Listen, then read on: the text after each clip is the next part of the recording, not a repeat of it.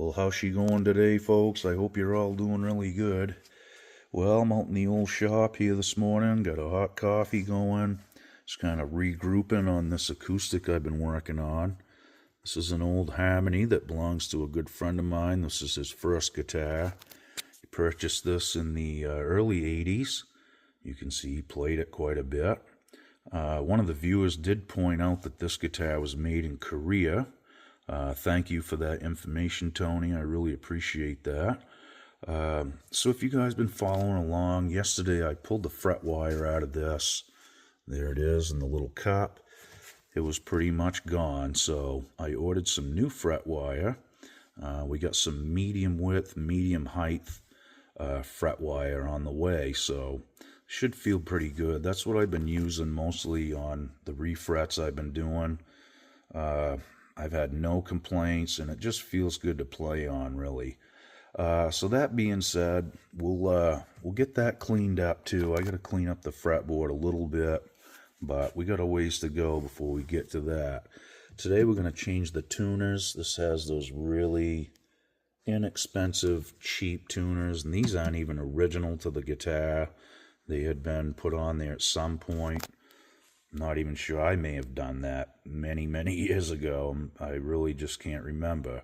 So we need to get a good set of tuners on here for them so it'll stay in tune. So I've been digging through my tuner stash here. I've got just bags and bags of them. I have more in the cabinet, actually. A lot of these are just takeoffs. Some of them are new, some of them aren't, but they're all really good shape, and they work and function, so that's the main thing.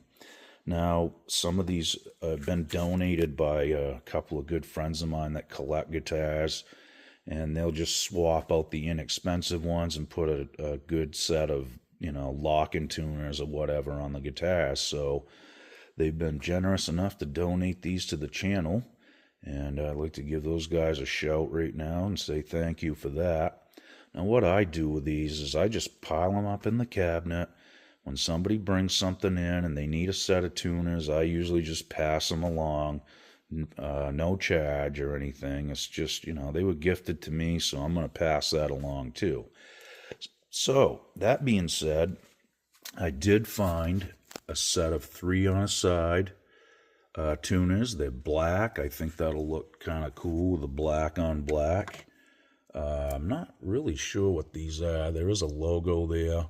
They feel pretty good, actually, so I think it'll be a major improvement compared to what's on there. I will show you what is on there in a second. Okay, so this is what's on the guitar right now. Really easy to spot. You've got this kind of pyramid-shaped back, okay? Now that's just a dust cover, and that will pop off, and you can access the gear and all that, and you can actually tighten these up a little bit, which helps, but they're just not good quality. So, tuners are important. You got to have your guitar stay in tune. I mean, if not, what's the sense, I guess? You'll just pull your hair out trying to play a song. You'll spend more time tuning than you will playing. So we're going to get them changed, and like I said, we'll get the fretboard cleaned up a little bit and ready for frets. I'm not really in a big hurry for that yet, but I figured while I'm waiting for the fret wire, I could at least change these out and get that part of the puzzle done. So let's get to it. Okay, well, I got one pulled out. You can see these I don't know if these were 6 on a side or what's going on here, but you can see they're staggered on the guitar, so multiple holes, so it has had a few tuners on it. One thing I do want to mention, when you take these out, those screws are very soft. Make sure you have the right screwdriver to fit that. If you don't, you're going to strip them. It's just how that goes. So I just wanted to point that out before we get too far. As I said before, you really want to make sure you've got the proper screwdriver here. Now, some of these screws are stripped just from putting them in the guitar. That's how cheap they are and soft. So, like that one. That does not even want to begin to start. So I'm going to move on. We'll have to come back to that one. We may have to try a different method to get that one out. We'll see. Again, I mean, these screws, I'm lucky I'm even getting them out because they're so cheap and soft that when you put the tuners in, they'll strip just doing that. I mean, doesn't take much at all. So we certainly won't be putting those screws back in. Yeah, gee, I'm gonna be lucky to get this one out too. Now, one thing you can do is, whoops, sorry about that. I'm pushing up on the tuner as I back the screws out, which can help you a ton. I mean, it might be the difference of getting them out and not getting them out. So that's a good little trick when you're doing this. If the screws are kind of beat up, you can, kind of push up on the tuning post as you remove them. All right, let's see what's going on with this one. I think I started it. Yep, we got her started. Again, I'm pushing right up on the tuner as I back the screw out, and that just kind of helps keep some pressure on the other side of the screw as you do it. Okay, so we got them all out. Another thing we're going to do is look this headstock brake over. It seems pretty solid. He did put a screw through here. I'm talking the original owner did. I didn't do this, but it seems to have held quite nice. What I think I'll do is take the screw out and probably put some glue in there and just kind of seal that up with glue and let the glue kind of get down in the crack as well if it can. We'll use thin super glue for that. So let's see if these tuners are going to fit and see if I have to re-drill anything. Okay, so I got to make the holes bigger. So what I'm doing, I'm using a step bit here. And you can put that right in one of these universal screwdrivers. I'm also going to use my reamer here. Okay, now I don't do this with a drill. I usually just use the step bit, measure the diameter of the step that you're going to use, and also measure the diameter of the tuning post that's going to go through there, so you have the correct size. You don't want them too big or too small. Now you can see the step bit. I mean, this is really effortless to do this. It doesn't chip the wood out. Works really great. And it's not quite the thickness of the headstock, so what I'll end up doing is flipping the guitar over, and I'll repeat the same process and make the other side of the hole bigger. And I might even be able to do that with my reamer. I do recommend getting a reamer. When you get close, instead of drilling more, you can use this to fine-tune it and get everything lined right up good. So I'm going to have to go a little bit more with these, not a ton. So that was the first stage. Like I said, I'm going to probably flip it over and do the same thing, recheck everything, and then if I have to make a bigger hole, then I will. All right. Okay, folks, so what I ended up doing was taking my reamer, and I reamed all the holes out by hand. I did the back side, then I flipped the guitar over and did the front side. As you can see, this is tapered, so you have to kind of do both sides. Now, I know you can do it with a drill press. I have one sitting right beside me, and I know you could put a block of wood under there and probably stop most of the breakout. But I just enjoy doing it by hand. I like kind of sneaking up on the fit. Now, sorry about that, folks. When you get your tuners in there, if they won't push through by hand, then the hole's probably a little bit too snug.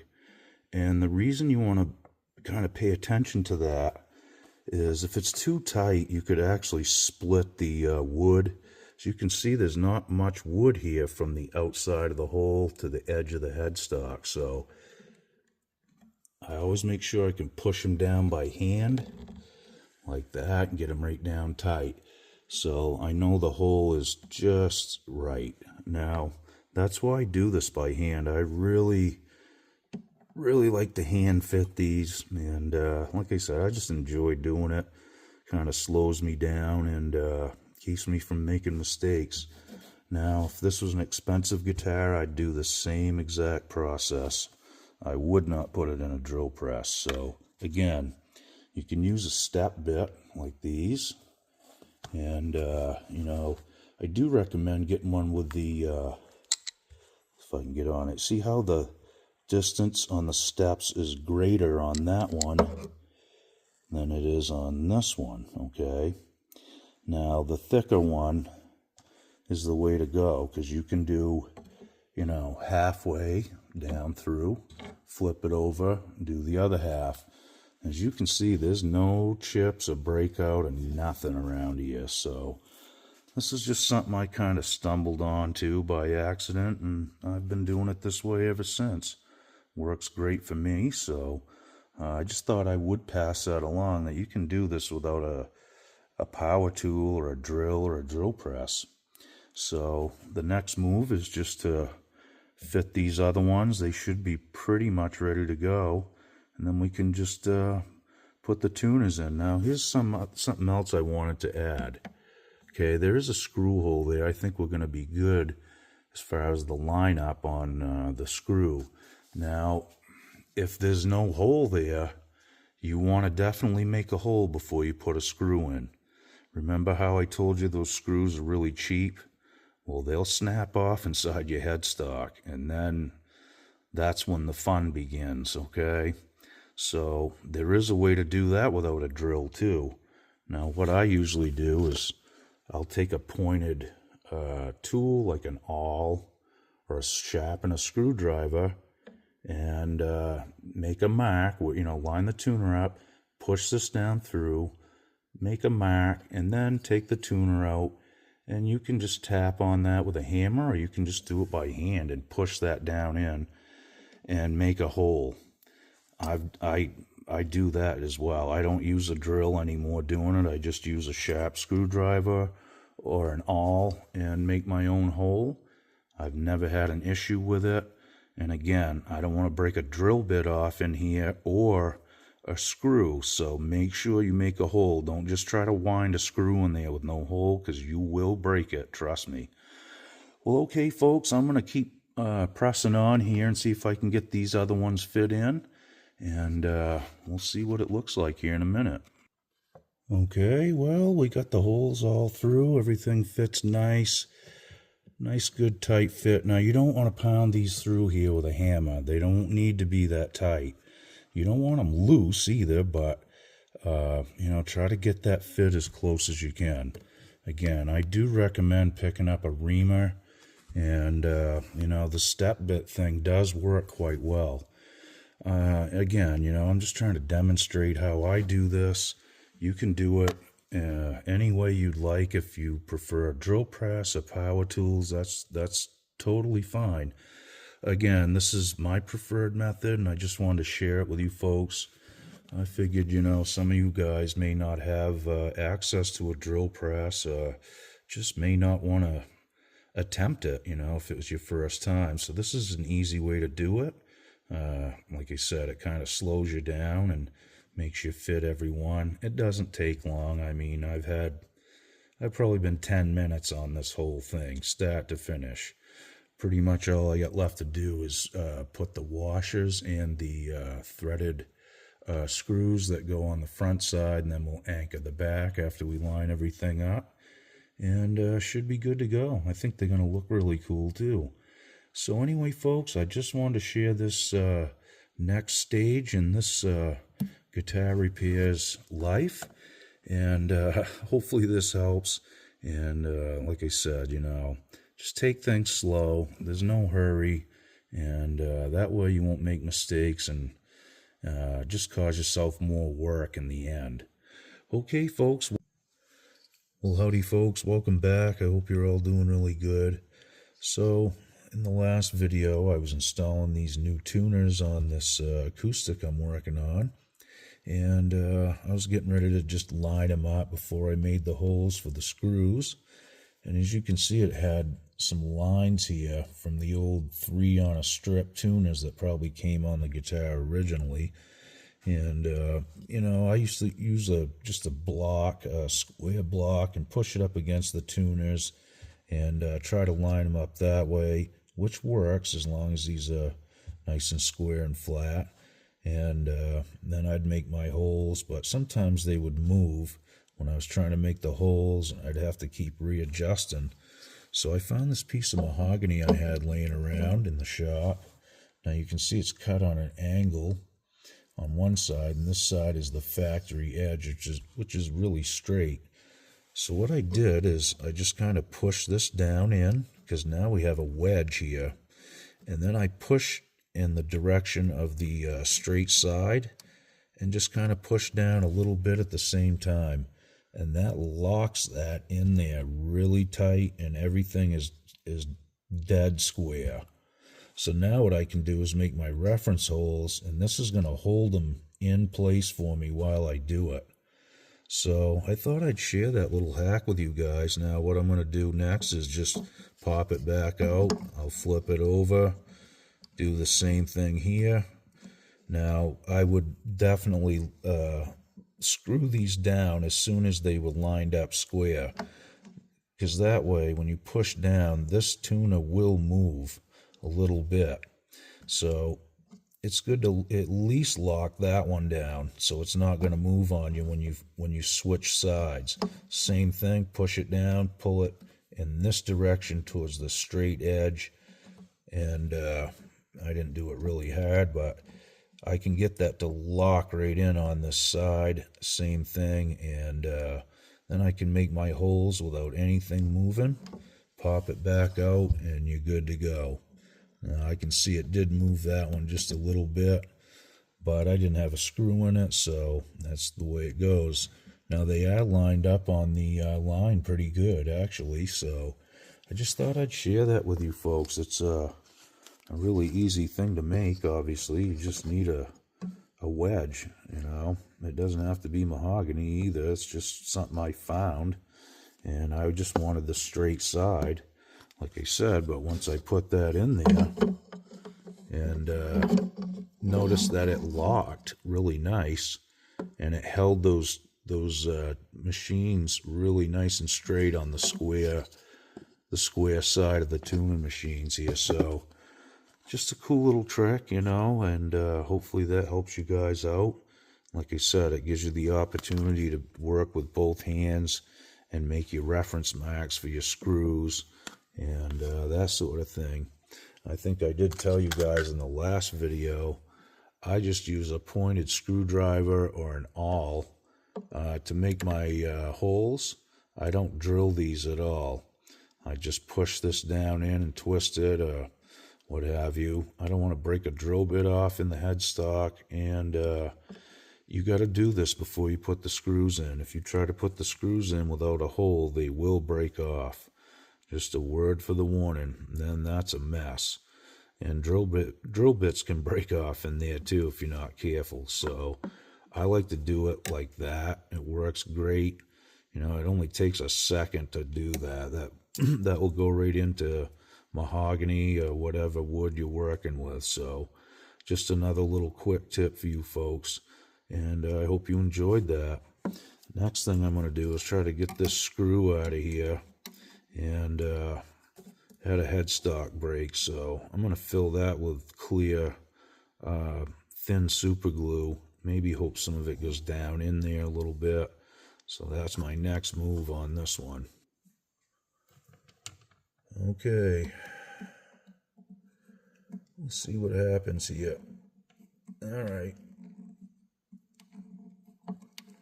that's a good thing. Get that out of there. just a small brass screw, but now we got a hole where we can actually get some glue in there, which will just help, hold this. When I tap on this, kind of sounds a little hollow, like it's not hooked down. You can kind of hear that, so I'm hoping that thin super glue will go down in there, and that will help reinforce it. So let's try that right now. Alright, I got some thin super glue here I got from Walgreens. I think I will raise the back of the guitar, or at least put the headstock down. Well, I guess it'd be okay right there. So let's just get a little glue in there.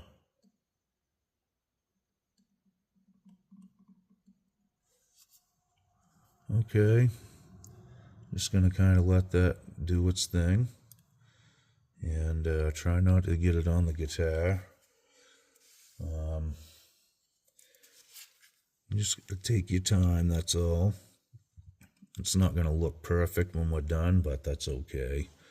As long as it's getting down in there, that's good. Alright, we got a little bit more there. I'm just going to let that kind of settle down.